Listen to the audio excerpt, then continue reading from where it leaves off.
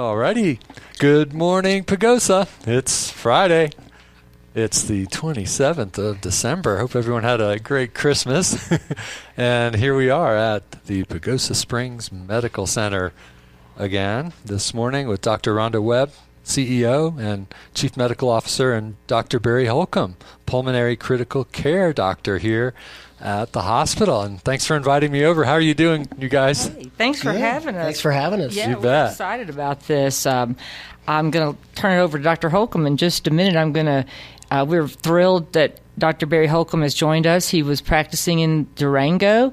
He lives in Bayfield, and now he is working for us full-time, seeing pulmonary patients, and he'll be talking a lot more about that. We're thrilled to have that service line added to what we can offer people here in Pagosa Springs. Lung disease, as you know, is common for people who live at altitude. Sure. I wanted to thank the community in general for your support for the whole year and how much you have chosen us for your medical care, and for the many people who donate to our service line to help us move forward and do big projects. I always like to remind people that we are also the people that own the EMS. There are only 6 hospitals in the state of Colorado who own and operate their EMS, which we do at a financial loss. That's amazing. There are only 6. I know. There are only 6 hospitals. 80 hospitals in Colorado. or 100 That's hospitals. right. I don't know. It's interesting. You know, hospitals stopped owning ambulances for the most part kind of in the 90s when they started losing money. But we have award-winning EMS people. I always give a big shout out to our department and for all the work they do. We really, quite frankly, all our first responders in town are pretty incredible from dispatch forward. So we are hopeful. We're in some talks to try to get an EMS station on the east end of town, along with our station that is currently located at the fire department on the west end of town. I think this would be a big benefit to improve response times in that downtown area, and at Wolf Getting Creek, to Wolf Creek, right? yeah, and at down at Highway 84. Projects for this year that we are nearing completion. We have remodeled what used to be Dr. Pruitt's office building on our campus, and it is now going to be named the Medical Wellness Building, and it will house an increased amount of physical therapists, and we'll start a new health and motion service line in January. We have a classroom there. We're going to do some group therapy, fall prevention, all kind of things to help people be healthier. Again, I think last year we started the care teams in the primary care family medicine clinic, to where you have your team that takes care of you. It consists of a doctor, an advanced practice provider, and nurse and MA that all get to know the patient, and you're on that person's team. We also introduced Dr. Jeremiah Steed, orthopedic surgeon who's from Pagosa Springs, who joined Bill Webb in our orthopedic surgery and sports medicine department. Were they on the radio? A few months ago, okay. Yeah. That was good. This month, Dr. Steed will begin using our new Mako robotic surgery for knee replacement, so we're very excited to be doing that. And looking to the future, our next critical goal is to upgrade the equipment in our surgery department, including advanced sterilization equipment and room modifications. So that's what I'm currently trying to raise money for. It doesn't sound very exciting, but it will bring us clearly up to date. We began providing surgical procedures here in 2011. Does Jody have any fundraisers planned or anything? I'm sure we'll have. We have always our fundraiser, which will be, as usual, the day after Father's Day in June at the Alley House. But we are always happy to take donations anytime. Go online. And our surgery department now includes orthopedics, general surgery, interventional pain management, and eye surgeries. And then I think that y'all hear a lot from me all throughout the year, and that it'd be better to have your time spent today hearing from Dr. Holcomb, who we are thrilled to have with us. So. Hi, Dr. Holcomb. Thank you. Welcome. Thank you, Dr. Webb.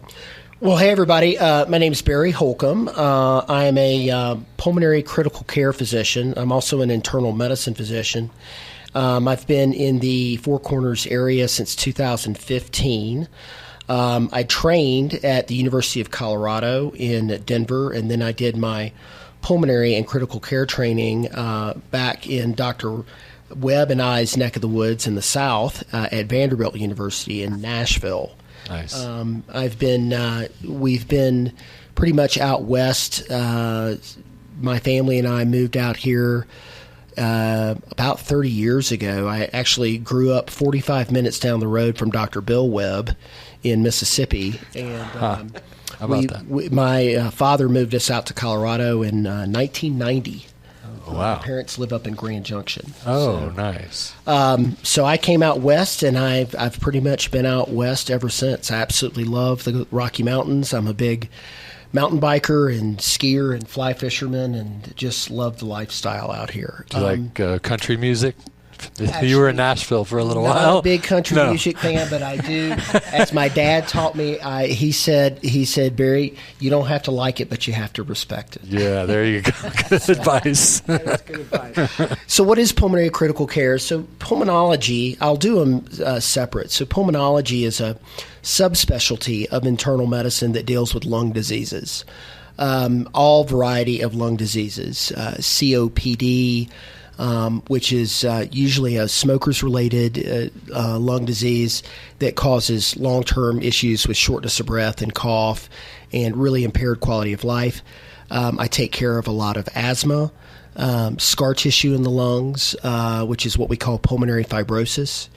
I take care of a condition that's pretty common at these high altitudes called pulmonary hypertension, which is high blood pressure in the lungs, which is usually caused from a variety of reasons, but the low oxygen levels at these high altitudes can lead to it, and we do have some good therapies to treat it. I take care of patients who have had blood clots in their lungs. Pulmonary emboli is what those are called. So I take care of a wide variety of lung conditions. Critical care is another area that I'm specialized in, which primarily deals with patients sick in the hospital, mostly in the intensive care unit, needing like ventilators, with pneumonia, lung failure, heart failure.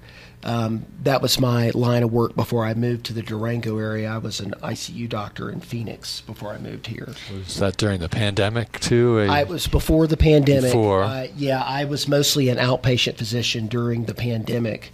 I do take care of a lot of patients that survived the infection, the COVID infection, and have some residual lung issues related to their infection. So I see what we call post-COVID patients quite frequently. Yeah. Interesting. So pulmonary critical care covers a lot of wide variety of heart and lung conditions. As far as the services we're going to provide here, other than visitation with me in the clinic, we are installing a complete what's called pulmonary function testing lab, which allows us to get an idea of what a person's baseline lung capacities are like. We use that for establishing diagnoses. We also use it to monitor people as we treat them with their conditions. So that's going to be one of our services we will be providing very soon. We also will be providing a procedure that I do mostly outpatient called bronchoscopy. If you all have ever had a colonoscopy or an upper endoscopy, think of this as an endoscopy for the lungs. It's an outpatient procedure which we use to help treat a variety of conditions like plugs of mucus in the airways. We also use it mainly for diagnostics to try to figure out what's going on inside the lung. It's a pretty simple outpatient procedure that we'll be doing frequently here as we've already bought the equipment and we're training our staff, and we'll be up and running very, very soon. Wow, we're so lucky. That's exciting, isn't it? Yeah, it is. Now we have pulmonary care right here in Pagosa. We've even given thought to, could we potentially develop some pulmonary rehabilitation services here? That would be something that would naturally follow with Dr. Holcomb being here. Yeah, there's a lot of data looking at the benefits of long-term pulmonary rehab, especially in my patients with COPD. Right. And that would be a wonderful addition. Right. Yeah. Not trying to get in front of my board on that. We have had some early conversations. It's ultimately their decision what service lines we bring by. But yeah, so we think that'd be a big benefit to the people in our community, and that is our job, is to take care of the people in our community. Right. Yeah. So what are some of the we talked about some of the conditions.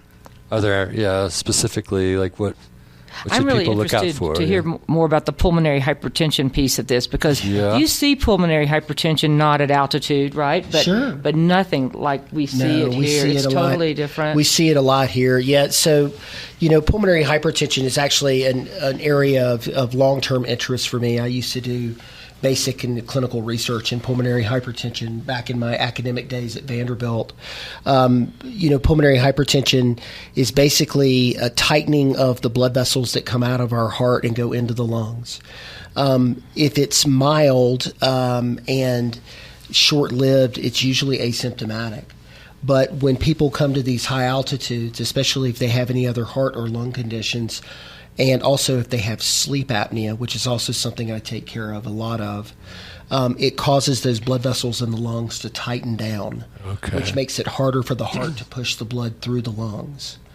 That's interesting. I remember we moved here 25 years ago, and I remember, I woke up in the middle of the night having to take another breath, just that's right every once in a while, and it took about 6 months to get over that. Yeah, and acclimatization is an important part of people's oxygen levels at night when they do move here. But the reality is, especially in our older populations, a lot of those people will drop their oxygen levels at night when they're asleep, even if they don't have sleep apnea or other lung conditions. And those low oxygen levels cause the blood pressure in the lungs to go up.